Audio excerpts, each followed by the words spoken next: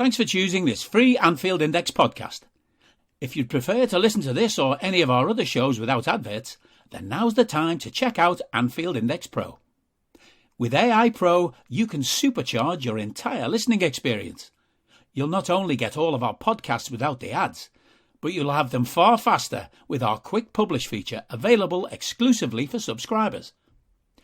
AI Pro also puts you in the heart of our sound studio, with an option to listen to many of our shows live and interact with the podcasters in real time as the shows are recording. Upgrading couldn't be easier. AI Pro is available on all popular podcast platforms, and we have our own apps for Apple and Android. Just head on over to AnfieldIndexPro.com and get started today. Hello everybody, and welcome to the new season of Anfield Index Under Pressure. My name's Dan Kennett, and with me for this bumper season preview in person tonight I have my namesake Dan Rhodes. Evening, Rhodesy. Evening, sir. Getting a bit exciting now. Very exciting. It is. Do you enjoy the Community Shield? Yes, from a distance, from a not giving much of a care either way. But yeah, the result was good. I thought the performance was good for 60 minutes. Yeah, I genuinely couldn't care less. So. Okay, fair enough. I can't criticise Man City for putting it as their quadruple and then say, "Oh, it's an amazing." Yeah, this is true. Actually, so we were meant to be doing a pod last night, all five of us, including Gags, but due to the vagaries of British rail travel, we had to cancel. And Rhodesy recorded directly a segment with Bart, who can't join us tonight, but he's done about 20 minutes already with Bart's, and he's going to try and edit that in through his editing wizardry. So hopefully that all hangs together, Rhodesy. Good luck with that, mate. Yeah, it'll be good. Phil's work was excellent, so the work will stand alone. Yeah, but the good news is, with us in person, we do have our most practiced sports scientist. It's Mr. Simon Brundish. Evening, boys. Season's ahead. It's so exciting. And how did you? What was your take on the Charity Shield, mate? Enjoy that? Oh, yeah, absolutely. It was fun. It was a party. It was a big party, that must be, wasn't it? Yeah, it was like playing a good video game. So it's quite intense for a Charity Shield, I thought, especially our performance and stuff. So, how do you think we're ready for the season ahead? Side, do you think the pre-season has done its job? Do you think we've timed it well? I think we're primed. I think that the Karen Kearney couldn't stop mouthing off about Pep planning for the second half of the season, and that's the reason why they've got fewer fixtures in pre-season fixtures, and ours we got so many more, and we were much fitter than them. Bullshit. We're the same. We're all the same. He just happens to have trained more intensely, and we've played more games for fitness in training. It's the same. The loading will be exactly the same for both teams. I don't think we're periodising in any different way. We actually have more players than them now, so we're in a better spot to rotate for the season. I think you'll see the best of us come after the first international break. That's when we'll start to fly, but nobody will be good before then. So we'll just be better than the dross we play against. And before we get into the season preview, I'm just going to give you a chance to have a quick words on the Lionesses, because you've been a champion of women's football for many years. You've been directly involved with it now at a professional level for at least 2 years with Derby Ladies. With the England's literally, because how girls' football is set up differently. Basically, instead of academies, they have what are called regional training centres, RTCs, and they have, I think there are 16 of them around the country, and they're directly feeders to the England age group teams. So literally, the bosses are England, and we send data into that. So they're all like part of the pathway. It's not done through clubs. It's very different. And so I've worked literally directly for England for 6 years. Wow. That's kind of a cricket setup, isn't it? And like maybe rugby union in Wales, where everything's geared towards the national centralised. Yeah, much more like Obviously, you've been paid. So it was also to answer your question, it was awesome. It was bloody awesome, it was bloody exciting. Probably more than most. I'm excited by them knowing the players, but my wife gets so incredibly excited about the whole like national thing and the women's national pride. And my daughter plays football, and it was just exciting. And we've talked about this before, that I have no love for international football at all. But that's only men's international football. I loved watching this. It felt like watching Italia 90 all over again when I used to love watching England. Nice. And obviously you've been a paid-up member of the Lucy Bronze fan club, maybe even the chairman of the Lucy Bronze fan club for a few years now as well. So, Indeed. She was excellent. The second best right back in the country. Just Rhodes. I mean, what do you think about what Si said there? I mean, how did you find the whole experience of the Lionesses? It was, I personally, if you know what I mean, I felt safe watching England. I didn't. Yes, there's none of the baggage, is there, Dan? No. I think we've all grown up with baggage watching England's men's team. Whether you're going into a pub and then you've got all the knobheads being knobheads, or you go, or you talk to people and some are really pessimistic and some are nationalistic and it gets jingoistic and the press and all that kind of thing. Whereas this was just like a really enjoyable, not just where people were just like kind of getting gripped with it without all the extras and all the add-ons. Yeah, and it developed, and then there were stories developing, like Russo coming on, like top scorer, like the managers won all the games. So then you build into those narratives, and then you watch it, and then you're watching it with your daughter, and you're watching it, and she's like, you're usually watching, virtually always watching men's football, and then she's like watching it going, oh, Daddy she's ace. Oh, and that is just a nice thing, isn't it, to develop, and it gets them involved and gets them knowing these players and gets them, and obviously it's all going to build, hopefully build more now. Yeah. I thought the best thing about it was it felt a little bit like curling.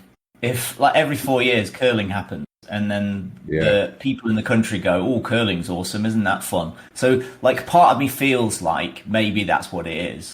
But winning might push it over and create a little bit more of a longer standing, like, positive feeling about it. And maybe once the media has jumped on the bandwagon in the way they have, it'll be too embarrassing for them to stop following. Yeah. That makes sense. So that's a very positive thing. But the other thing with it is England. To be fair, England didn't play very well in the final, and we were kind of lucky. But okay, great. It kind of makes the whole snide of beating Germany better. But there was still a sensational goal, and during the game there was a sensational goal save from our goalie. So. Like those two things, they kind of help to, and the moment of the winning goal, however that garbage went in, the keeper's terrible, but like Chloe was full on, like she'd planned that legendary goal celebration, because that's one of her heroes, and that was one of those moments in time for her to go and. Yes, was that the American girl? Was it? Yeah. And so, like, it's just one of those Brandy Chastain. It's one of those like those great moments, and I just think it's a legacy moment of 23 years ago that happened, or something along those lines. And this kid is doing it to replicate that like iconic image. So now our kids have got that iconic image to go on, and. I just think that there's lots of special imagery in there, underpinned by, irrefutably, Beth Mead did some sensational football things, and you can't argue with that, and that is great for everybody. Kira Walsh was pretty damn good, I thought, as well. But anyway, we are going to have to crack on with the Liverpool pod now. So thank you for that. I just wanted to give you a short chance to have a word about that. Got some Scousers in that team as well, you know. Yeah, and fun. I have to say, fun. It was, who would have thought that it was just the meatheads in the country? But there you go. Right. Anyway, here we go. Liverpool 22-23 season preview. And we are going to start with probably the biggest factor for every club in the land this season, which is the unique nature of the season. So, Si, you did, fortunately for this, you did a good hour on this already with gags when the fixtures came out, didn't you? So, if anybody wants to know the full deep dive analysis on this, then just go ahead and listen to that fixtures pod. But I want you to just, if you can, give us the key sections of the season and the unique nature of on the challenge of what this presents, Si. So it's set up fairly uniquely in the first 3 weeks. Well, first 3 games of the season have no games in between. So it's weekend game, nothing, weekend, nothing, weekend, bang, everything.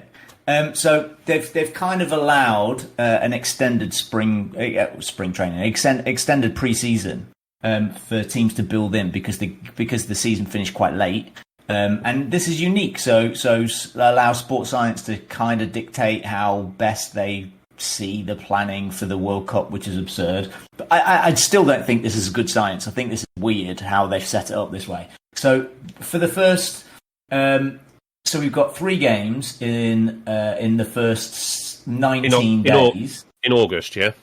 3 games. We've got 5 games in August actually, but Fulham away, Palace at home, Man United away, on to Bournemouth. Between those games, we have 14 full rest days, and you know how we've talked about these full days of rest. That's absurd, and we get 14 between that day for our World Cup players and So for our World Cup players, we get 14 more rest days between then and February the 11th. So it's so for context sake, we didn't have many actual rest days, did we, in the running last season, if any? No, we didn't. We had 1 in the last 3 months of the season, full days of recovery. So yeah, it's kind of absurd. So what this allows is real tactical, rather than people think of training as being like a physical get you fitter thing. That's not it. It's not it anymore with footballers anyway, because they're always fit. It's they've used the off season to develop freshness so they're ready to fire again. But this gives real rehearsal time in training, so we can refine new tactical nuances, whatever that evolution we're going to do the first 2 weeks of the season, and so you can kind of rehearse it and have a real game and see how that goes. And then you've got 4 full days where you're fully recovered, where you can have 2 more really, really good quality tactical training sessions. And you can do that 3 times after the first games. So that's unique in itself. But from that moment, then it catches fire. And we have 7 games in 22 days up to the first international break. And so then you're playing with your pants on fire, and full-on rotation is already... If you remember, we usually play the first 2 blocks of the season, first international break to the second international break, with very little rotation. There's like 1 or 2. We had 2.6 player rotations last season at that point, and we're going to be playing like 5 or 6 every single game up until the first international break. From after Man United, I'm expecting 5 or 6 changes per game, and that's why we've got a good squad we are that 2 players per position kind of our big Man United and then into City kind of squad size, which is great, and it's kind of the first time in our modern history that we've been in a position to do this.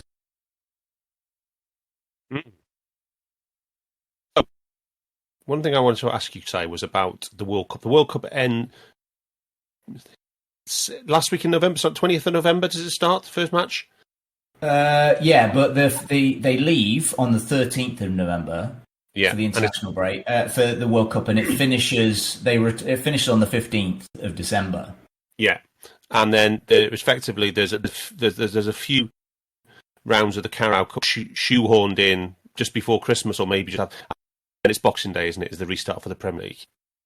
Yeah. So we've got the first round for the first time of the Carabao Cup, or the first round that we're in. It's not until the 9th of December, which is usually 3 games in by that stage. So they've pushed it right back to the 9th of December. So it's the penultimate match before the World Cup, which we play. The final game is Southampton. But yeah, the penultimate game, and then it's the first game back as well. So it's the 21st. So if you remember, we played Villa in the World Club. We played the World Cup Club Cup, and then Villa, didn't we? In the week leading into Christmas, like 2 years ago or whenever it was. And it's like the semi-final round there. It might be the quarter-final, but it's like much later on. And this time it'll be the second game. Yeah. And I think the most important thing is that once we pass this first,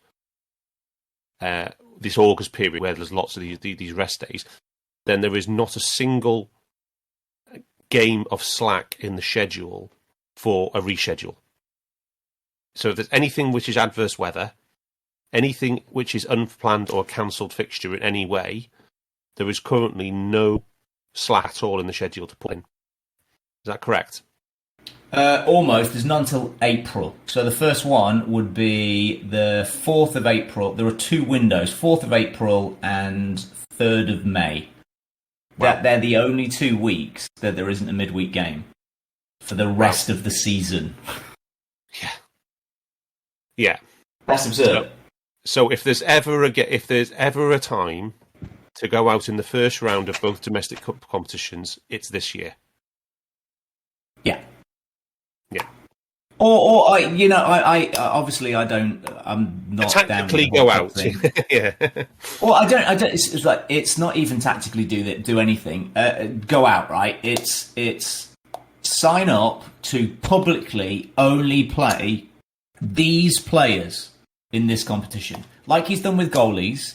Like goalies have got certain goalies have got certain competitions, and he's publicly talked about. But what if he says if he comes out with because if he says it publicly, he can't go back on it, and I think he's gone back on his original decisions last season because we got further, and then as soon as we got to the semi-finals, it was all in. But even then, we were playing some of our first team, like Salah played his first ever game in Carabao Cup, in like the 3rd round last year, and Virgil played the season before, and I don't want to see any of that. So if he just goes, none of these 8 key players play a single minute of the garbage cups, then I'm absolutely fine on us going all in with the rest of them.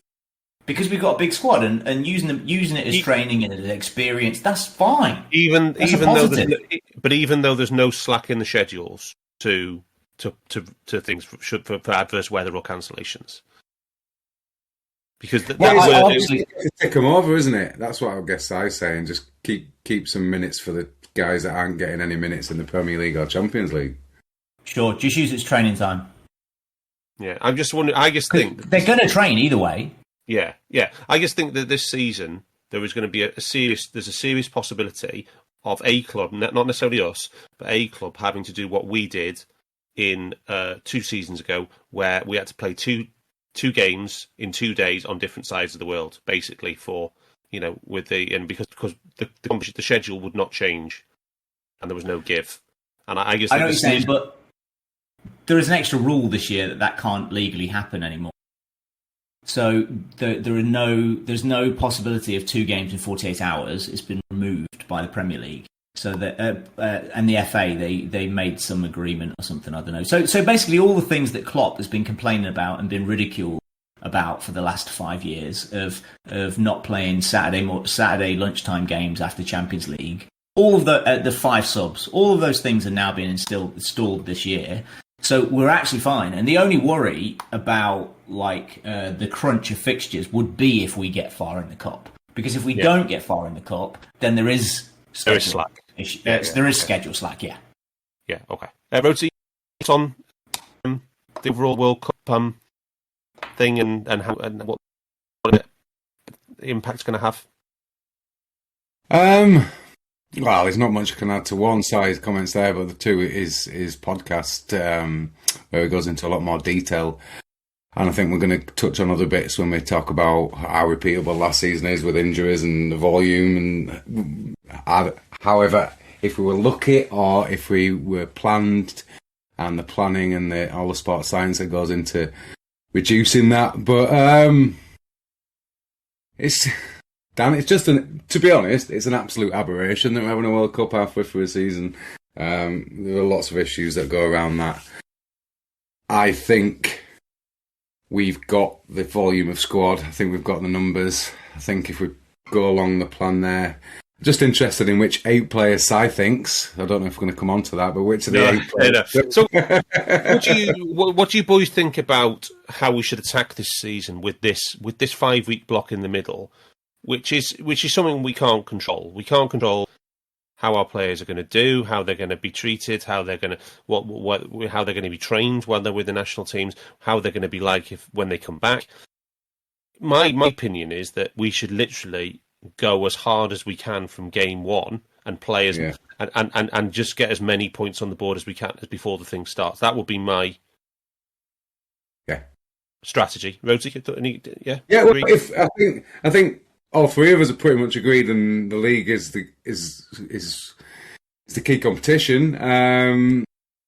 Because you can't really talk about the Champions League until you get to the last stages, until you get to especially the knockouts, which we also should be doing. But yeah, it's absolutely go. And because I think if you look at some of the other teams, and again we'll come on to this, but some of our best players aren't going to the World Cup as well, Dan. Mm-hmm. So that does give them a rest. So it does give us an opportunity to play them at a higher volume of minutes than what we might have done otherwise. Yeah.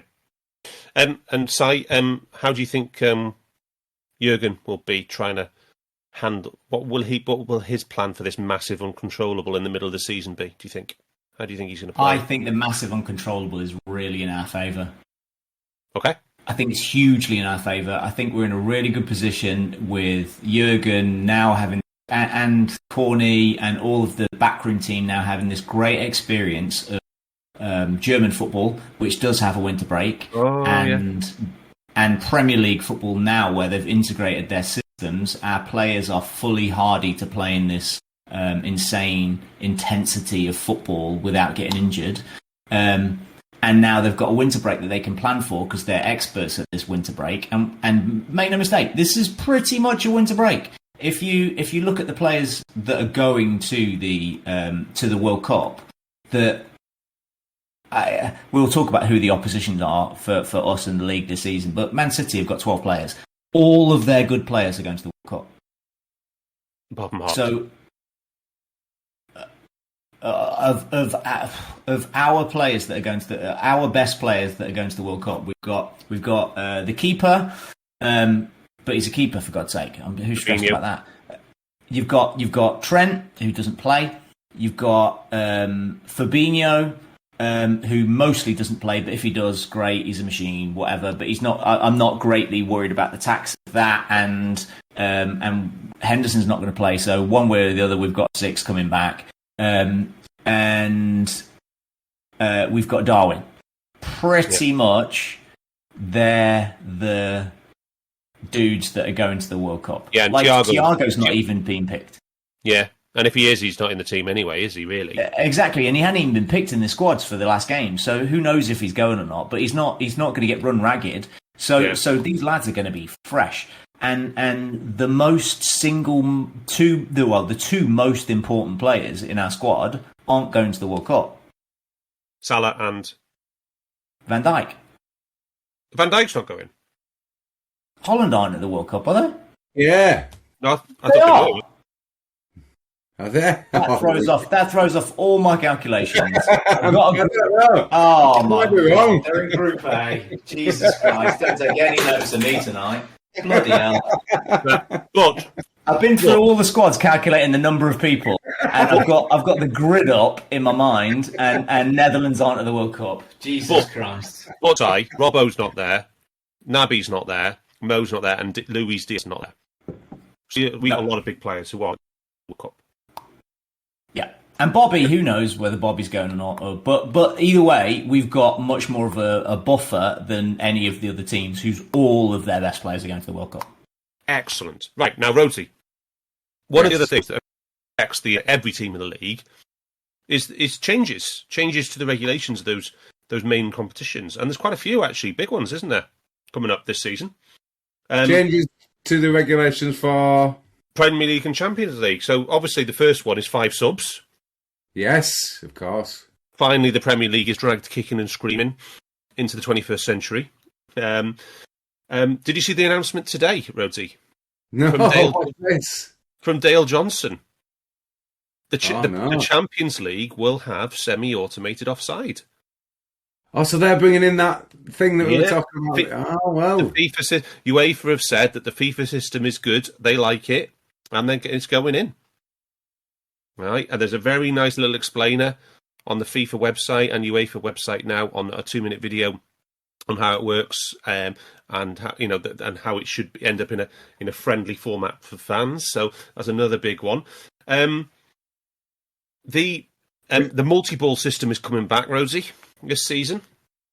Apparently, the Premier League were unhappy at the average time last season, and they want to increase that, which is good for us, right? Good for Liverpool.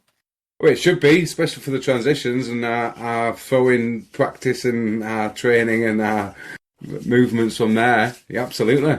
Interesting. Sorry, Darth. That's really interesting. I was at the game on Sunday, if we can call it a game, the training session in front of fans, and that is the first time I've seen there was specific cones set up right around the pitch. I think there were 4 balls on each end, and then there were 2 balls in each half on either side of the pitch, and they had lads ready to throw the balls on straight away.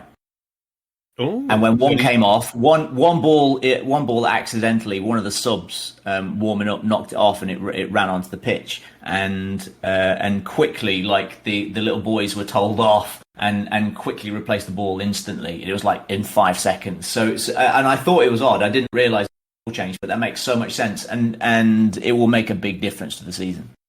And the final one I just wanted to look at, Rosie, quickly was they're not going to get rid of the late flags, but there's going to be a clear change.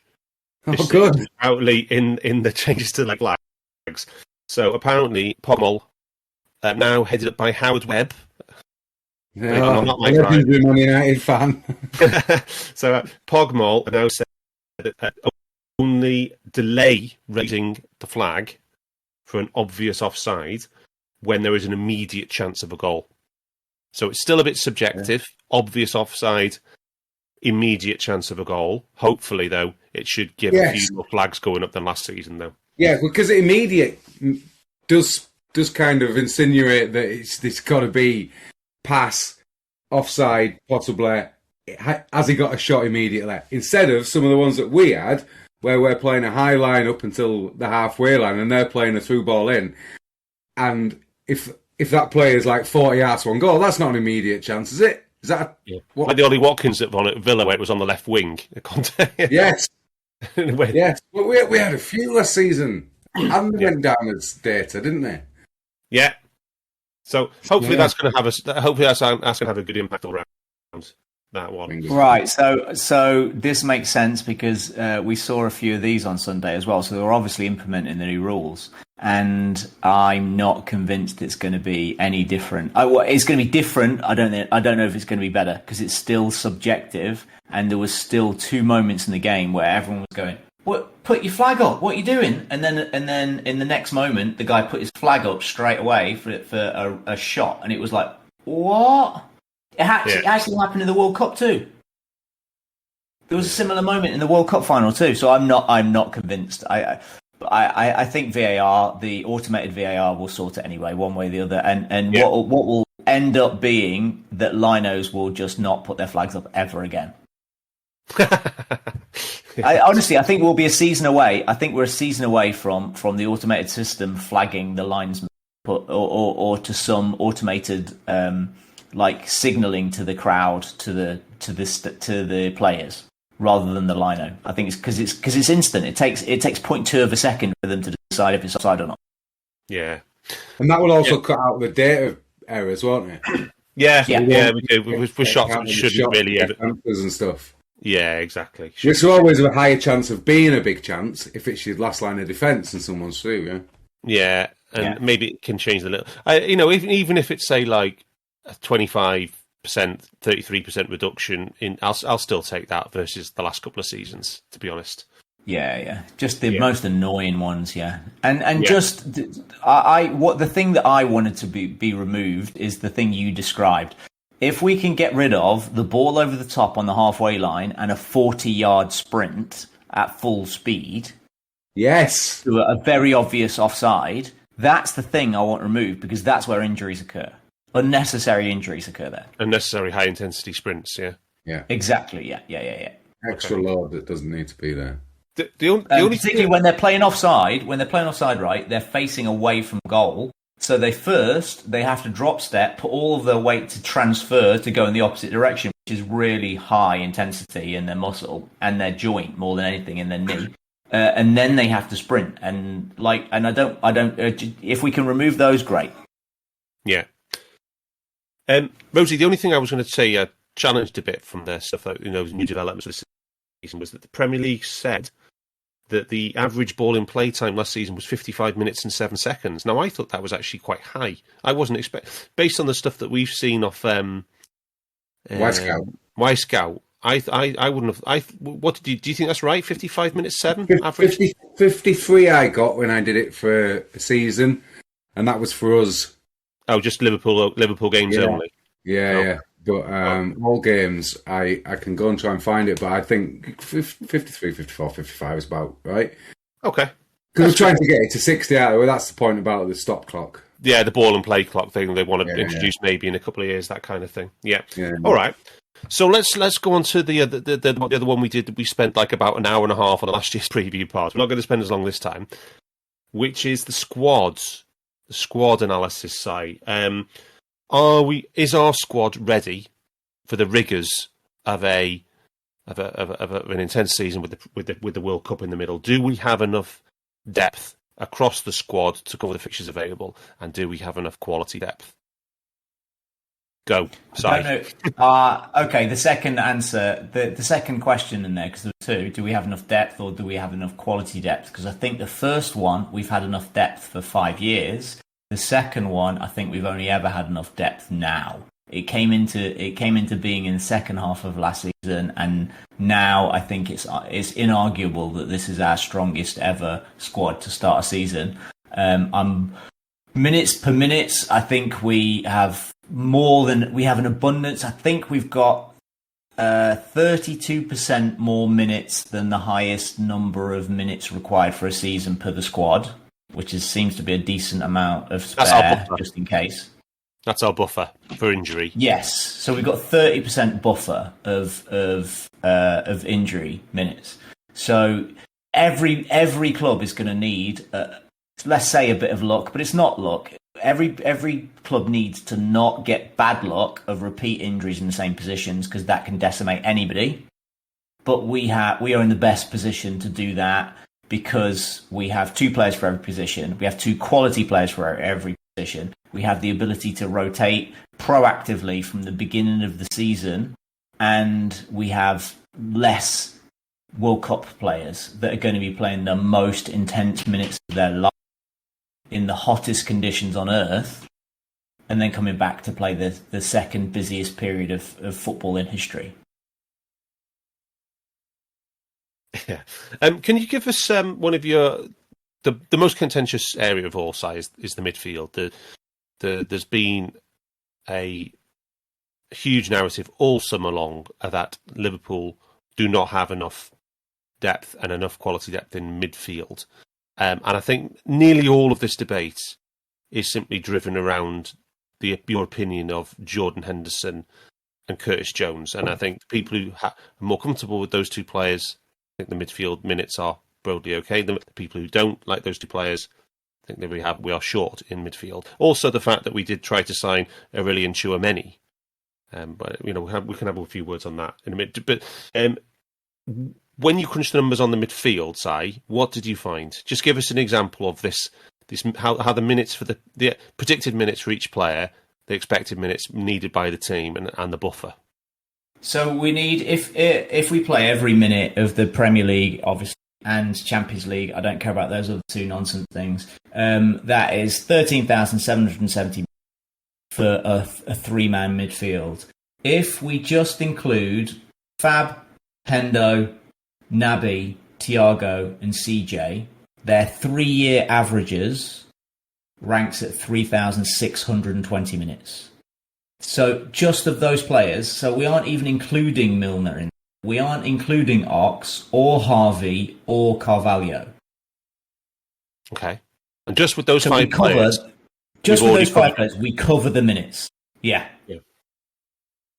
But we do have those players, and CJ isn't going to play his 3-year average of 1,600 minutes, because last season, Klopp thinks he is worth keeping, right? If Klopp thinks he's worth keeping, he knows more about football than I do, and he knows more about the footballer in person than anybody talking about it, right? The footballer in question. And he has been grooming him to take over an active role in the first team. And he actually has very good underlying stats of when he's on the pitch. But, last season he was just really unlucky with injury.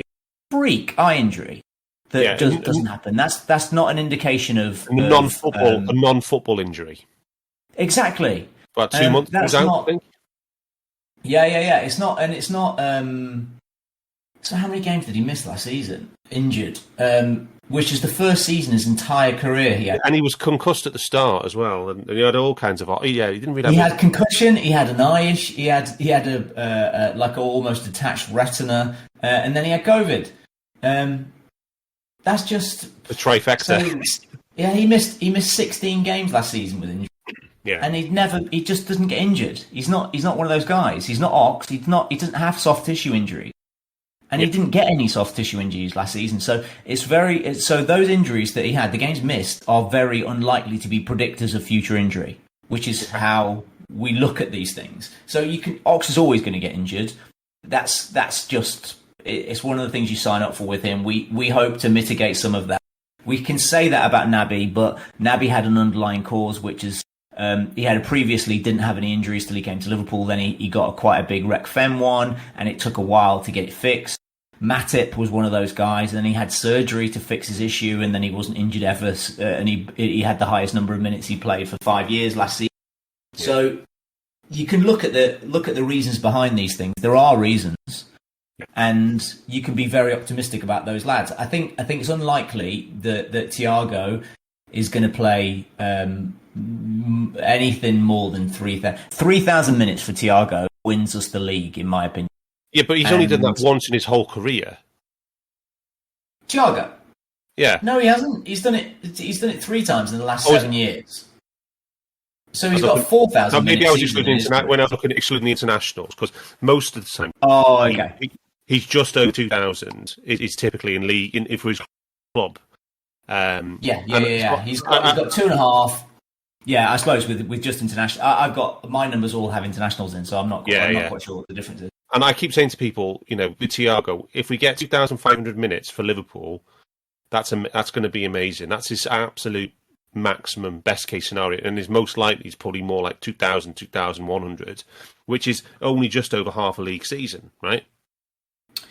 I think we'll be unlucky if we get that. I honestly do. Okay, so you think 2,500? I don't think he's going to play for Scott. I don't think he's going to play for Spain this season, and that's where a lot of his minutes have gone before. And I do believe that players have a tolerance for playing time over the course of a season. And I think if you can take it off one, it leaves more available for us, which is my whole thing about cup games. If we burn them in cups, we have less than in important games.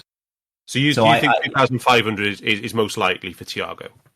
I think his 4-year average is 2,559. Okay.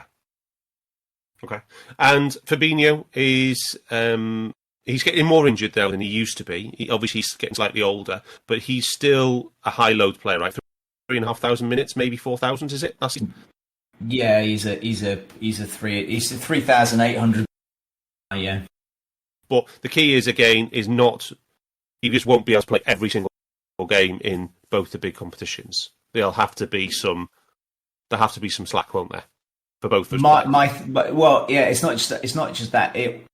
It's that because of the way it's scheduled, like in the first block, that he can't play. So he can play the first 3 games, obviously, but then he's not going to play the next 8 games in a row. It's just not possible to do that in 4 weeks. So he's probably going to miss 2 of those. Yeah. I would say 6 of 8 is optimal for him. Yeah. Of the midfield, he is the guy that can play 6 of 8. I think the best version of a very fit Jordan Henderson plays the equivalent of 5 of 8, split with subs, and Thiago's a similar thing. I think if you can rotate Naby, Thiago, and Hendo, and for 5, the equivalent of 5 of 8 games between them in minutes, and then bring CJ in for probably a little bit less than half. Yeah. Do you think something like the after Christmas last season, where Thiago and Naby effectively rotated the left 8 position, can you see something like that happening again for the season? And do you think Naby can repeat last season's load? Well, I think Naby will exceed last season's load. I think there was reasons for doing that last season, and I think it was to spare the tolerance of both of those lads until they gradually built up like robustness for 2 games a week, their chronic load. And by the end of the season, they were playing together. Yeah. And they were selected together in, I think, 7 games. And they'd never been selected together before until the final 15 games of the season, and then they played 7 together. Yeah. So I think they are very much part of the first team rotation to like as a pair. I think tactically, playing Naby is going to be a key component of Darwin. I think we're going to have partnerships develop on the pitch. So we're going to have certain types of Naby's through balls. We're going to have certain types of selections of pairs to create with the attack, because we talked before about Diaz and how he does things that are different than how we built before, and we're going to need different things in midfield to cope with that. I think we might see a little bit more of Tsimikas than we had done in the past as well. And the key question that, like what I've heard anyway, and what I particularly think most people have pretty much settled on, defence and attack.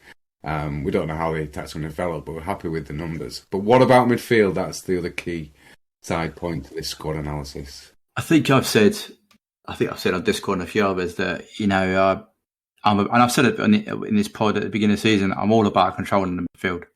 And I think we got that wrong first half of last season. I don't think we controlled games as well as we should have done. And some of that was through injury, as Si pointed out in the post-season review, and some of it was through, I think we just fundamentally picked the wrong players and wrong roles. So we have a chance to make that good. The issue I have with the midfield is, I've seen people bat about, well, if we get Thiago playing 30 games in, we'll win the league. And that's above his actual threshold for minutes played in a season. And Naby, again, I am touching wood, hoping that he's largely sort of rectified his issues and he's on an upward trend. But you still, to get him to play, say, 30 games is again a progression on his numbers from last season that might just be a bit too much. So for me, then you're going to have to ask them to share a role. And it comes back to, can the players left to play, let's say, the right 8 role, although it does look a little bit tweaked from Saturday's game, are they of the adequate quality on a week-by-week basis to provide that role offensively and defensively? And that, to me, is still the question. And that's probably why I think the numbers are there, and I might be shut down for this, and I hope I'm proven wrong, but I would have gone and got another midfielder. But, yeah, there you go. Will you make any case for some of the youngsters picking up those minutes that you mentioned that we need to? I think Harvey coming back, you could expect him to play 1,000 minutes. Curtis, if he's got a future first teamer, really needs to be stepping on towards 2K. I think he was in mid thousands last season. Without sight here, I haven't got the sheet up in front of me. But so Curtis really needs to be kicking on. Remember, Harvey played very few league minutes last season. So, again, people are saying, he can do 1,500 minutes. First, let's get 1,000 under his belt, first of all. Let's see how he is and integrate. And I think, actually, the fact that he played on the Sunday game says quite a bit about where he is in the pecking order. So that would be something to look at. Carvalho is a wild card. He's played a lot of minutes in the Championship, so he's played a good chunk of minutes, but Klopp's sort of said he's going to play in the forward line, first of all, and not in midfield. So you're kind of down to your four that we had at the end of last season as being your mainstays. Plus, you're kind of not hoping, because I think there is something there with Harvey that he can progress his minutes. But whilst Ox is injured and Jota's injured, Harvey's been asked to cover the wide forward roles as well. So he's, do you know what I mean? But that knock-on effect of having two players, one in each unit. In defence, we can kind of cover it a little bit. So we've got both fullback covers out injured at the moment. They probably should be back very soon, but we can cover that. In midfield, even though Ox was so limited down, he helped cover the front players as well. And Jota not being there as well means that we've only got, you're cutting down your cover and your pool of minutes. So that's why I think Harvey in pre-season has played a lot in the wide right forward role. And I think he played on Saturday and Sunday as well. So, yeah, I think he can make the step up. I'm not saying he can't. I just think it's a bit of a... It's not just... For me, it's a bit of an art. I think it's still a bit of an art to ask a kid to go and perform at elite level, which is what you need to do to win the league. From day dot, we have to go out flying out of traps. Yeah. Final one, Si. Do you think the change to 5 subs is going to help or hinder our squad, particularly the players maybe who are very, very good in our squad but aren't cyborgs? How do you think the 5 subs is going to play out? I think it helps no end. I think it might piss a few people off because they're going to get slightly fewer minutes and and Mo's going to get taken off more than he ever has. So like Naby, so Thiago. Naby on for Thiago on 60 minutes. That could be a thing, for example, yeah, and vice versa. Absolutely, it absolutely could be a thing. I'm fully expecting it to be a thing that we're starting to pair 8s, and we're starting to pair Hendo for Fab units. Yes, I think we have units in the team that have. So let's say if CJ's playing the left-sided 8. Then we're going to have a more progressive right-sided 8, and we'll have Bobby dropping in from the 9. I think it's going to be specific combinations that create sequences during a game that we need to solve problems. Yeah. And Rhodesy, I've got a question for you on the squad. Not on the minutes and the fitness side of things, but just on the goals side of things. So. How do you see us with the loss, all those goals that we've lost from the team, from the squad with Sadio, Taki and Divock, and obviously with Darwin coming in? How do you see that? It's a lot of goals to go out the squad, isn't it? So, just on the Premier League, and obviously a lot of Minamino's goals came in the Carling Cup and the keep calling League Carling, Cup. keep Just a League Cup. The League Cup and the FA Cup, and again, like Divi had 1.5 per 90s in the Premier League. So, if we're looking at the two competitions that really matter, how are we going to replace the 17 XG that Sadio had, or 20 odd XG that he had across both competitions? How are we going to do the how are we going to replace his 16 goals in the league? Can Núñez put those kind of numbers up? I think, looking at last season and his performance, yes, but you've talked about the league tax and whether we think that can happen and will there be a slight evolution in the team. I think it's the most interesting question. A lot of people seem to be focusing on the midfield, and it's kind of been done to death and not as well as what I think Si's just done it there. And Phil yesterday. But I think the key is, can we replace Mane's contribution to our attacking, our defensive attacking? So his pressing, because his pressing improved across the years. He moved into the middle. He's a completely different player to Núñez. So we're going to have to switch from how we played last season towards when he was playing in the central role to what we're going to do this season. Can Núñez do that? Well, Núñez is a shot monster. He seems to have great locations. Yeah. His average shot last season was phenomenal. It was like Mane and Diaz, of course, and Diaz.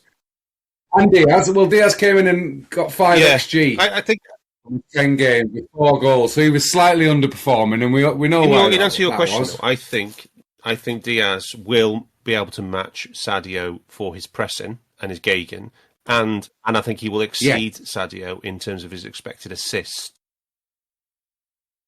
But Really? I don't think he will match Sadio's in terms of his expected goals and his actual goals. I don't think he. Oh, shots per 90. Mane was at 3.16 in the Premier League last season. Diaz was at 3.57. So he had the volume. But again, but this is the point. Yeah, 0.12. So a 12% chance, which is still higher than average, and it's good for Diaz in his 10 games. But Mane's was at 17%. Which is only worse. He's the best in the team apart from Jota. And Jota was the best player in the Premier League last season for his average shot quality and his non-penalty XG per 90. Yeah. So, but Sadio wasn't far behind. And remember, we did that pod on. So we got 3 players to 20 goals in all competitions, didn't we? And stuff. Yeah. Exactly. And we also had 3 players getting to 20 goals with. So there's no red flags in there, a 16, and a 21 XG for those 3 players, Salah, Mane and Jota. That's sustainable. You can keep doing that. You just need Núñez to come in and replace that, and you've got Diaz for the full season. And he's got the shot volume, but I just think he like Phil mentioned towards the end of last season, improve his choices, his decisions of when to shoot. Don't become predictable. Don't make that cut inside and curl at your main move, because teams are just going to pick up on it and push you further and further back. So it's going to get less. First question, then. First prediction for the pod, then, Rhodes. What do you think Darwin Núñez goals in all competitions? All comps we're going. Okay, well, I've got my prediction written down, which I'm going for. 19 XG with 20 goals in the Premier League for 28 goals all comps. I'm going to go 23. 23 goals. Darwin gets 28 goals next season. All comps. Yeah. I'm going to go 23, Si. What are you saying? God, that'd be amazing. I know. I don't think he starts that many games. Wow. I think it's going to be Bobby and Jota. I think Jota. I think people grossly underestimate Jota. How bad's his injury? He'll play a lot. How bad's his injury? He's fine. He'll be fine. By when? Just got to be a hamstring injury. He'll be back in 2 weeks. Okay.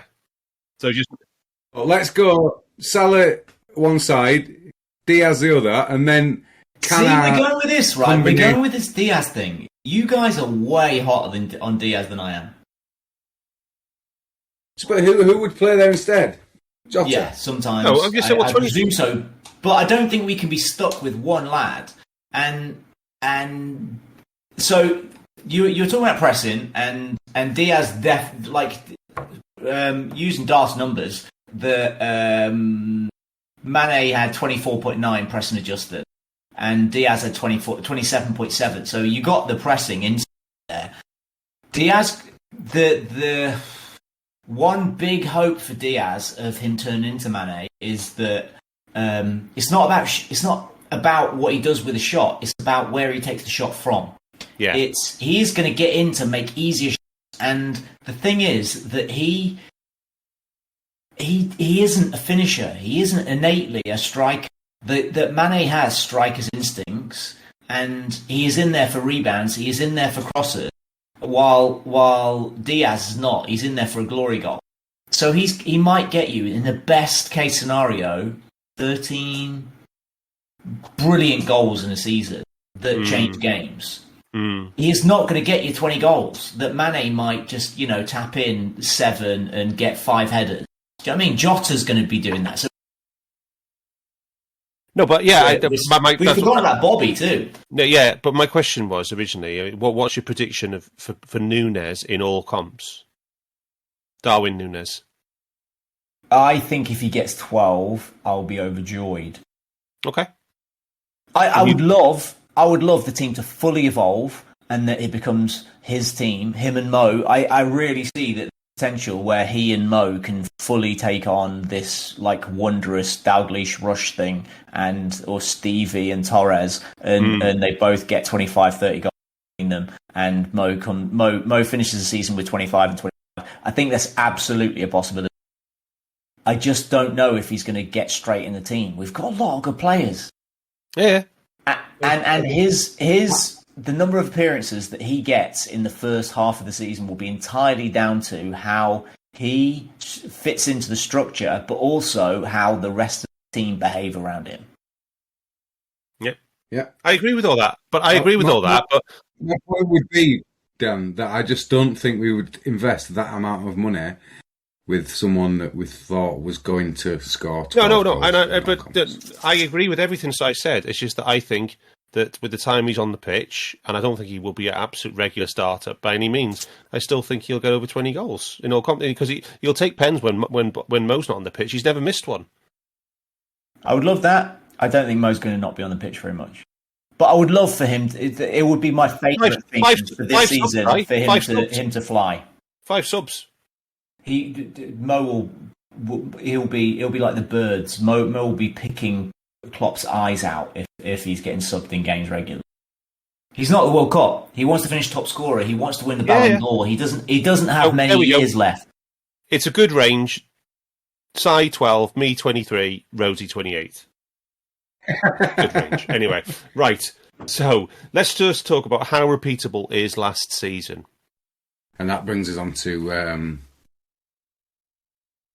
you've done some quality work on this, and it's how repeatable is last season. I've seen your notes; it's superb stats analysis, and let's just come to that.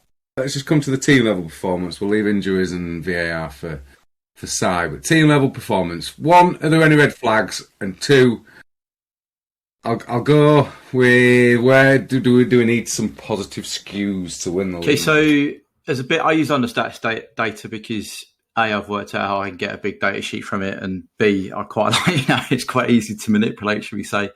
And on the stat in terms of scoring, I think we were overperformed by 0.98, which isn't unsurmountable.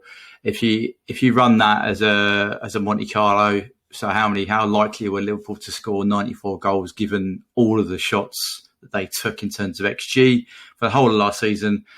You come in a median at 96, a mean at 95, and a range is quite large, but the standard deviation, is about 8, so 7.5. So for me, I think that's sustainable.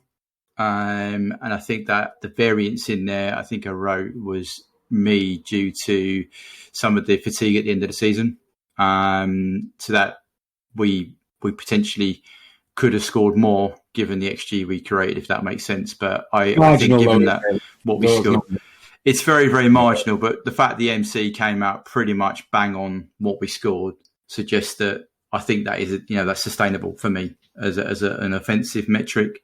Defensively, we outperformed by 6.73 goals against.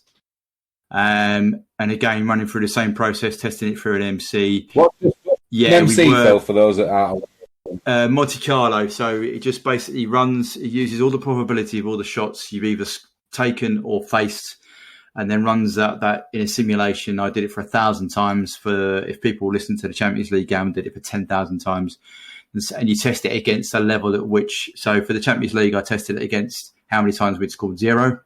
For the offensive I just chatted about, I set it at the goals we actually scored in the season, which was 94. And then for the defensive, I've set it at 26 goals, which is how likely were we to only concede 26 goals, given all of the shots we faced in terms of XG. Right. And the Monte Carlo returned a median of 33 and a mean of 33 as well. So that suggests to me we overperformed, but to the tune of nearly 7 goals. I would suggest that if you look at the front half of the season when BBD was returning to form, and our midfield choice wasn't, as we just said, wasn't quite right in terms of control. Players out of form as well. Yeah, players out of form. I think that accumulated to that variance there, because back end of the season, although again fatigue kicked in at the end, so we stopped clean sheets for the last 3 other games, I think it was, and conceded first in the last 3 games. So I think that variance accounts for that tune.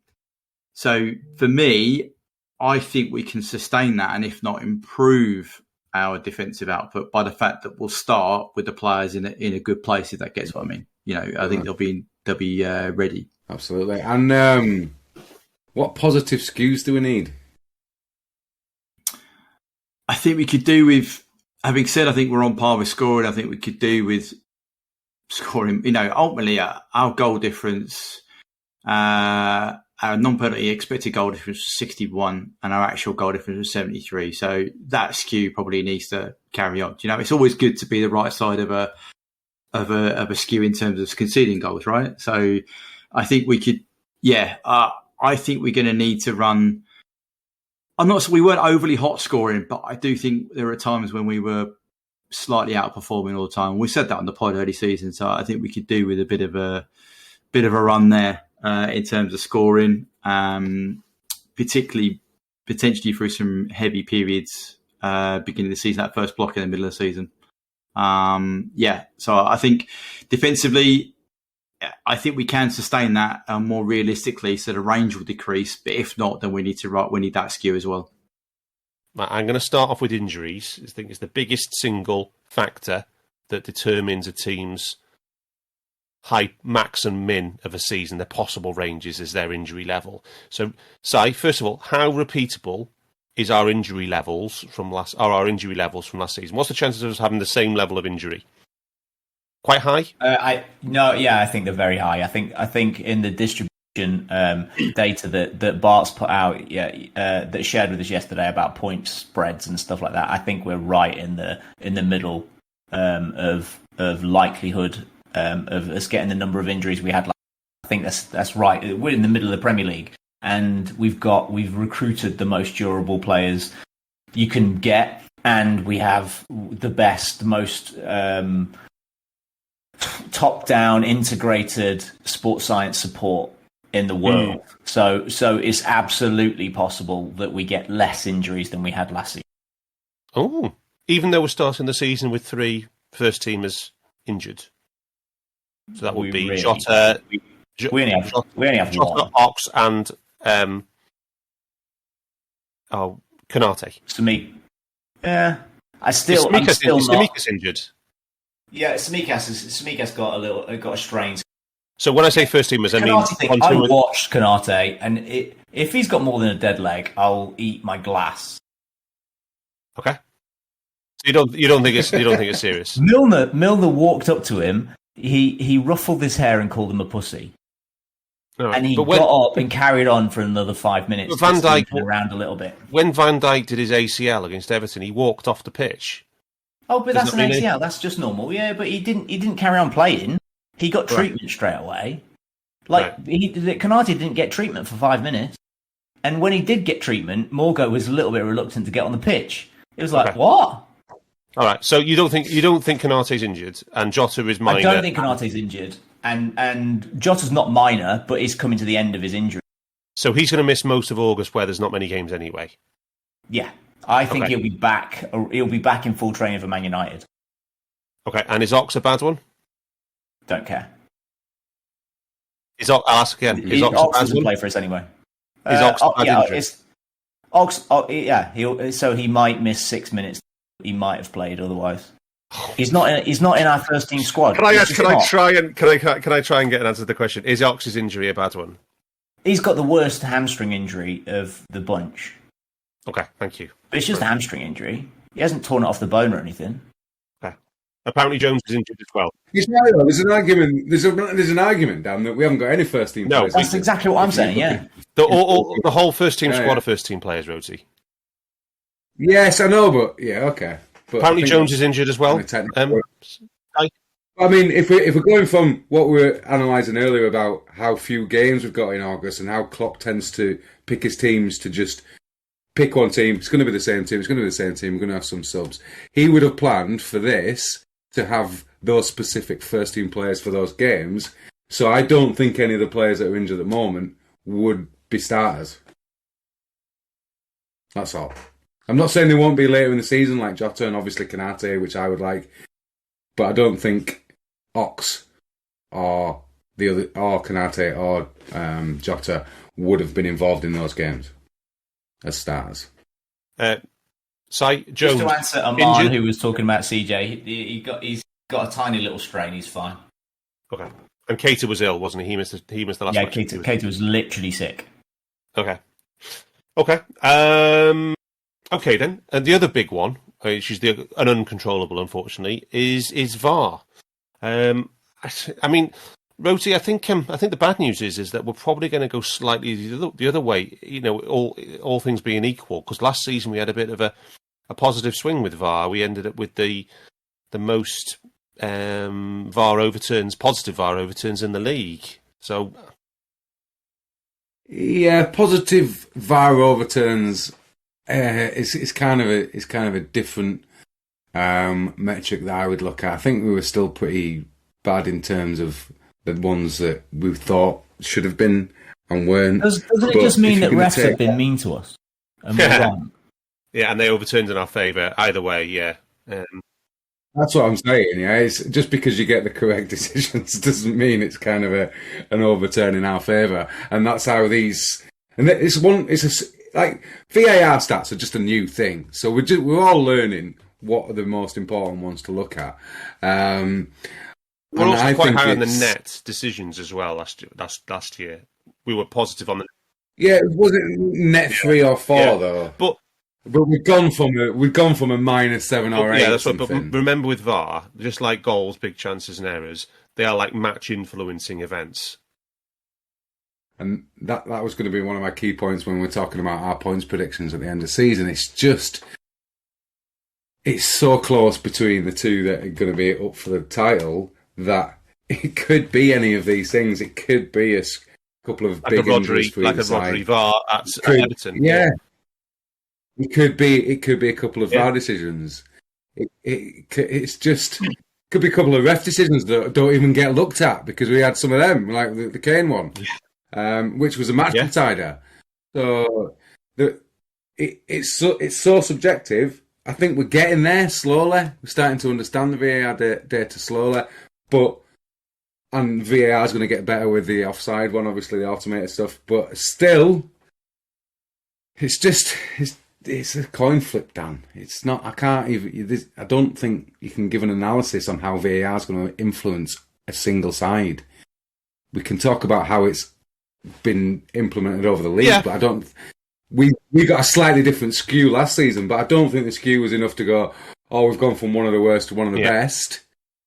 Because I don't think that's how VAR was working, because you're not taking into account all the other decisions that either weren't referred or were referred and nothing happened, or those kind of things. It's such a big data set that we're only scratching the surface. Okay, fair enough. Okay, no problem at all. Right, so should we talk about, in the context of how sustainable was last season, or how repeatable was last season, shall we look at where Liverpool FC were maybe running hot, maybe things that might be unsustainable year on year, and also maybe where we can expect some natural improvements, like some positive improvements, where things maybe didn't go our way last season. So, Rosie, do you want to go first on this one? Yeah, this is an interesting one because I've got the 6 models across 6 XG models that we're looking at, and it's non-penalty. And I've split it into last season we were doing the Premier League and the Champions League data, but I've got the full final season data from those 2 competitions, and we slightly overperformed on our goal. So we scored 2.43 a game, and his non-penalty XG was 2.22. So there's not much in that, and it's very much the same for goals conceded, 0.86 conceded and 0.89, which is there's little bits in there. But it's not enough to go hot or in cold. Aggregate, there's nothing standing out there. Yeah, exactly. I think it, and if you listen to when Phil's analysis comes, he does a little bit on the start of the season last season, so 18 games when there were some streaks, and then there may be some defensive streaks in our favour towards the end of last season, where we only conceded something like 6 games away from home in the last 18. So that might be a factor. But then there was the reverse side of that in the first 18. That's how it works. But our overall numbers were as good as they've ever been under Klopp. So 18.7 shots across both competitions, 19.2 in the league. That's as good as you're ever going to hope. The highest in the league it was. Only conceding 7.5 across both comps, 7.8 in the league. Again, nothing in it. We went from having a big skew where the Premier League data wasn't quite as good as the Champions League to then it flipping as we carried on in the Champions League, where our Champions League data got a lot worse and our Premier League data got a lot better. But I said last season, if we can be anywhere over 3 big chances a game with a positive difference of more than 2, then we'd be in with a very good chance of winning the league. And we finished on 2.11 in the Premier League and 1.9 across both competitions. I think a 2 big chance difference is as good as you're going to get. Them and the quality chances. The XG was 1.34. XG difference of 1.34, 1.4 in the Premier League. Again, it's pretty much as you can't hope for more than that. I don't think there was hot skews. I don't think it was cold. There was in periods of times, which is always going to be throughout a season. But if you're looking at it overall compared to previous seasons' performance, it's definitely repeatable. So, the only it's absolutely repeatable. Follow-up question I have for you then on that is that I agree that those numbers do look, they don't look unsustainable in that way. However, there's one key component who has left that, if you like, that baseline performance, which is Sadio Mane. Do you see Sadio Mane's departure having any impact on those numbers? Well, I don't. I've already answered this one with an insane. Do you think Darwin and Diaz can adequately? Okay. Yes. Good. Yes. Okay, that's fine. Definitely. Excellent stuff. And we were talking about the squad depth. My only issue with the squad is we haven't got cover at right back. Gomez did a good job there. We don't know what Calvin Ramsey is going to do. That's the only one where I think we haven't got a quality player. Do you think we'll see more of Joe at right back this season? Because he played very well there in a few games late on last season, didn't he? He was, and it's a different way. It's back to that one, what I was talking about earlier. That we need specific things throughout the units of the pitch of how we progress the ball and how we control possession. And if Trent is our playmaker at right back, we can have different things in midfield, and then we can have Diaz playing off the right, off the left. But then if you've got Gomez, then you need different things from that in midfield. You need to have Thiago playing always, and then probably Naby to create more in midfield, and then a connection with the forwards. So he can play, and I didn't want him to, but on Sunday, Klopp was absolutely insistent he was playing right back.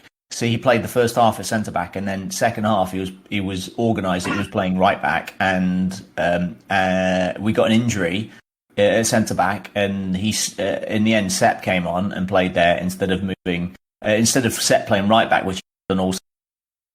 Gomez carried on playing right back. So it's definitely something that Klopp has in mind. Do you think Gomez will get more right back minutes than Ramsey this season? Honestly, I don't know anything about Ramsey. I couldn't pick him out of if he had 2 people in a room, I wouldn't know what he looks like. Yeah, I don't know if he's been bought as first team cover. He's black, or white, ginger, blonde. No idea.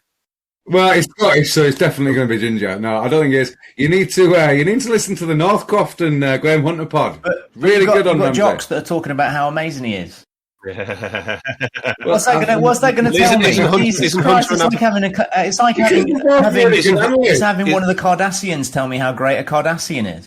Yeah, it's like you talking about the Derby players. Hang on. He's right though. Isn't Graham Hunter an Aberdeen fan? They're both Aberdeen fans. All right. Yeah, okay. I'm not saying he isn't good. I'm saying I literally have no opinion because I've never seen him. I don't know what quality he is. I don't know if he's supposed to come into play. I don't know if he's going to be in the under 23s. I've no idea. I would guess that Joe Gomez is ahead of him as a right back. Yeah, I agree with you actually. So I think he'll play more in the major competitions. Right. So have you got any things that you think fall into those potentially unsustainable, maybe running hot, or maybe natural improvements categories? I think we've got a few natural improvements, right? But my main concern, the only thing I think we've been potentially overperforming at But that is against normal people's thresholds, and then we don't have normal people in our team. Is set pieces. I think we overperform at set pieces, and we're very, very hot. We scored 10%. We scored 10.5% of all shots from set pieces. Yeah, that's absurd. We scored 21 goals from corners in all competitions last season. You score 1 out of 10 shots from a corner. Yeah. It's absurd, and bear in mind that the shot quality of those is 0.8. Yeah, like it's a 0.08. So you're scoring 10. Yeah, 0.08. They're like that's unsustainable. But then you factor in that those are headers, so those are going to be lower chances in XG terms anyway. But then you look at who's delivering the ball. So you've got an all-time great delivering the pass in the first place. And you've got all-time greats heading the goddamn ball. So, yeah. And we're in a historic period of being bad at set pieces. Like defenses are terrible at the moment, and so we're just making out like banshees. So I'm saying it's unusual, but I don't actually think it's unsustainable. Yeah, I agree. It's going to be. So you reckon 15 to 18 is a more well. We got the level? most set piece shots that there's ever been in a Premier League season by about 20 last season. And Yeah. I don't know. I don't think we can match that again. I think it will come down a little bit, Rhodesy. But maybe the goals will come down a little bit as well. But I mean, we'll still be top 2, I reckon, in the league. But we've just added a huge aerial threat, haven't we? We have. I agree. And I would point anybody listening to this in the direction of an amazing stat thread from Mark R Stats on Twitter, who has taken the chess style ELO ranking approach to aerial duels. So it's absolutely fantastic. What he's done there is he's given everybody the same starting point, and then he's done the plus minus on the direct duels between people, and then their ELO grows and their ELO shrinks as they win more. And if they come up against another higher ELO header or aerial duel player, if they win a duel versus that's worth proportionally more. And Virgil van Dijk will be no surprise for anybody to hear is the best player in Europe over the last 3 years, and he's got the highest hitting ELO. Yeah, so then nobody's surprised about that. But here's the actual surprise. Which of Liverpool's players is second highest? I saw when it's height adjusted. I saw the answer. When it's height adjusted, exactly. Yeah, it's Thiago. Who is the second best? There you go. Yeah, Thiago. Yeah, so it's for height adjusted ELO. He was he performed really well. Which matches the eye test. He's phenomenal. Yeah. Unfortunately, Rodri was really high up there as well, wasn't he? Unfortunately. Yeah, he's a beast. Yeah, I would recommend anybody. The link to that is in the Under Pressure chat. He also on the same site has an expected threat. Yes, yeah, he is. He's very good. He's a gold mine, in fact. I just hope he doesn't get taken down by anybody anytime soon. But there you go. Right. So to add into the things that I think could go up is that the underlying numbers suggest that that the second half of the season Mo was unfortunate, and not only was he a little unfortunate, it's very likely going to regress back to the mean, which was much better than it was at the end of the season. Yeah. So that's going to be a positive, and he is going to be the most rested that he has been this season out of seasons he's been at Liverpool, which I think, looking at his record when he begins a season fresh, having had 2 weeks or more off, he is the best player in the league for the first 3 months of the season. So yeah. I'm fully expecting him to fly. And how good again, Jesus. Well, I agree. I mean, that is a little bit more. That's a big natural improvement. That side, because it's the most predictable, I think. Yeah. Oh, absolutely. I think it's a pretty safe bet. Absolutely safe bet. Yeah. So we can look at other slightly less predictable, but going against my feeling and looking just directly at the numbers, that a 6.9% conversion rate is unsustainable for Diaz. He's going to score. He'll just improve to a natural 10% again. Yeah, normal. And he'll hope. And with coaching, people talk about coaching and Klopp's influence or Pep's influence, or whatever.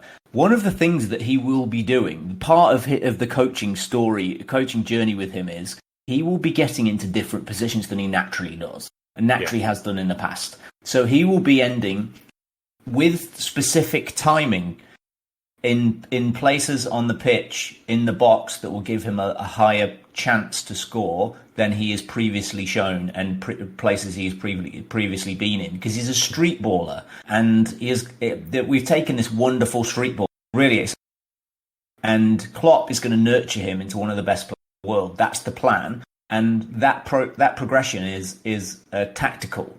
It's system wide. It's how he integrates in the system, and which is something we couldn't do, wasn't it, Si? Because we didn't have any rest days or chance to do any of this. Exactly. Yeah. So my feeling for this season is we run away with the league.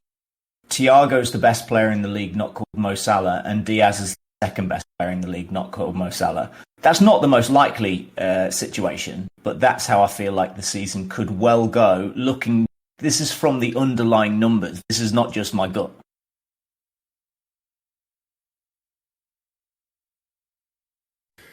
Yeah, looking forward to the predictions. If he improves 5%, if he improves 5% on the show, which I don't believe it comes about from him, I think it comes about from positioning.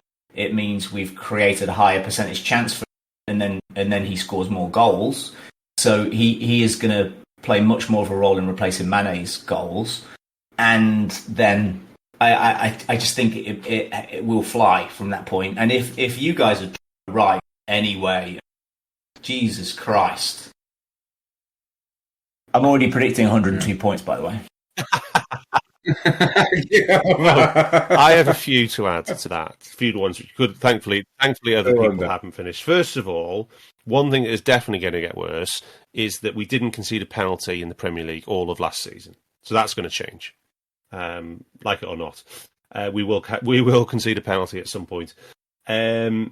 Secondly, we were the best team, pretty much the best team in the league in both boxes last season, and by quite a distance.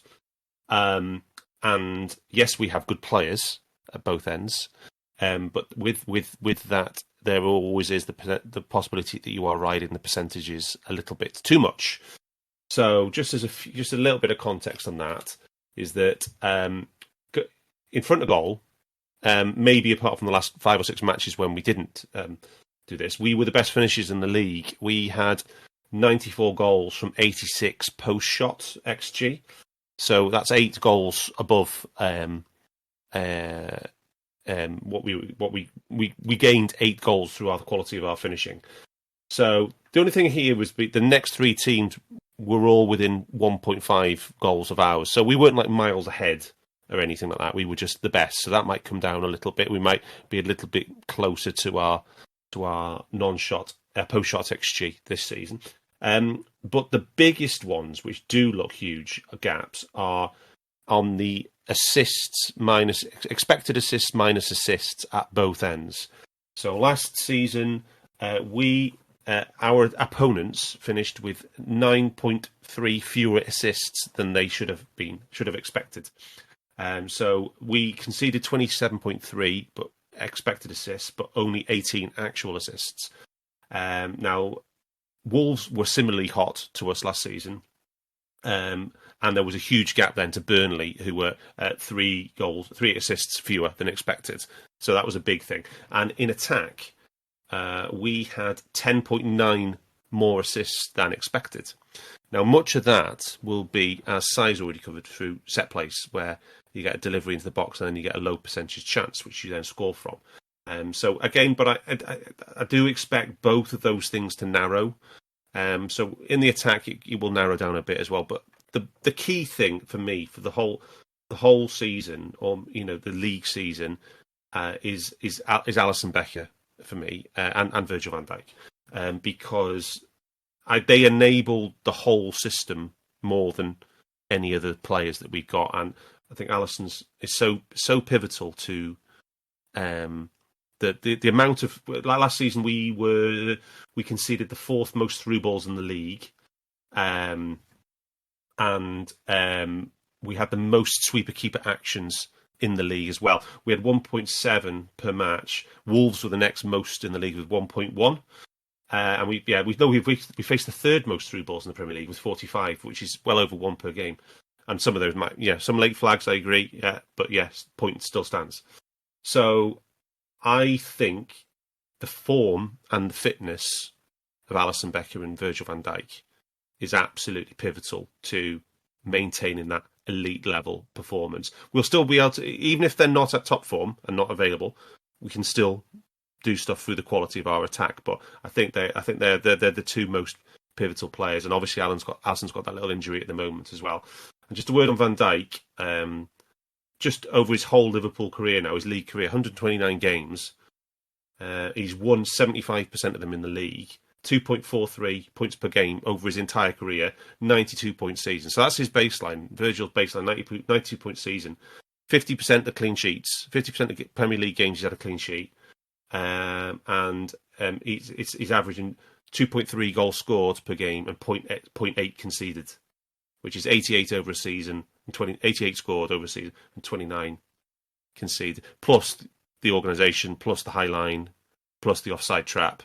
We had the most offsides by a mile. That's something that should be sustainable, but might come down a little bit. Maybe we do get slightly fewer offsides. Who knows? But we had a huge differential there in terms of the gap between us and the second most teams. So I'm not saying we were running hot in any of those things, maybe apart from the pens and the assists side of thing. But I do see some risks there that those two players are just so important. Yeah, I think I'm not, like, it's interesting when we try and isolate individuals as part as being crucial to how we set up. I think size right with about 8. I think if we have 3-4 injuries to that core of 8, like for periods of time longer than 8 weeks, then we are going to struggle because they're the best in the world. But if we can keep that core of 8 for 90 minutes of availability over the season, then we win the league. 75% availability wins you the league. There you go. 5 players. Look for that from thin air as well, Si. That wasn't... Yeah. Is your best 5 players... The best 5 players of the top 6 teams, if any, the only once in Premier League history of the team with the highest with availability of their best 5 players, only once have they not won the league, and that was Liverpool. Like whenever we didn't win the league before the season before we did, 18-19, yeah. So. Darth, can I just jump in there? I get and I understand completely your views on like those over performances, but I would just go down to the quality of player in the box. We are the best in the world. We have the best goalie in the world. We have the best forward in the world. So we just add this extra value on top of XG, which is just normative data. That's all, and I think that stands out. If you look at the expected threat, we have the second highest expected threat conceded, but we are 32% more than City, but we have Ali in goal, and he stops that. You're talking about the expected assists. That's because there's a through ball, and then Ali just is the best in the world. He's not doing something extraordinary for him. He's doing what Ali does. Yeah. So, question then: is he going to be ready and primed for the season? I think he's fine. Yeah, I think he's fine. I think he's playing. Do you think he's going to be in top condition yet? I think that whole top condition with the goalie is just. I think it's. I don't, because he has had a few injuries something you'd see before, in numbers on Champions League Manager or something. Yeah. I just think you either play or you don't. You're a goalie. Okay. It's not that hard. Yeah, I didn't say it. As I said, I just see these things. They have to do it again, and like, there's no reason to doubt they won't, but they have to. You're a worrier deep down, aren't you, Darth? That's what it. No. To me, the only absolutely stonewall regression that we're going to have is we're going to concede a penalty. Yeah, makes sense. All right. Okay. So, crunch time. I think we can get 90 points again, and I think we should expect 90 points again. And I think all those things that we talked about, the potential improvements and the positive skews that we're going to need, are the things we'll say, how far above 90 are we going to get? I don't think we're going to have the lightning bolts of 2 seasons ago to throw us off that. I think that's the only way that we don't achieve the 90 is if we get like serious injury to Alisson or Van Dijk again. And I think City are also equipped to get 90 again, and I also think they probably will as well. Even though I do think, I'm looking at some of their replacements and the players they've let go, the nets, if you like, the net in and out of City, overall they're smaller. Their squad is smaller now, so I just think, personally, I think we need to get our nose in front. I think we need to put pressure on City early, and I think if we can, I think that's our best chance. And I think I'm going to go, we can get 92 again, and I think City will be slightly lower than us this year, and I'm going to go for us to win. Yeah. I'll go first. I'll go next because I think Sai's going 100 points, which is... I've gone 92 points for the last 4 seasons for Liverpool. Listening to, and this is what I always try and do, and sometimes I've gone down, but I think with Bart's analysis of Man City, not our skews, not our red flags, and Sai's analysis of our injuries and how we could deal with the World Cup, and you do need to listen to Phil's analysis of Man City, where he just goes into more detail of what you just spoke about there, with their net loss and gains, which I think is a really fascinating aspect of it. I'm going to go 94. I still don't know if we'll win the league. Oh, you think it's going to be like an 18-19 season? It could be 94 points all, and I'm going to quit watching football after that if we don't win it. Si, last word to you.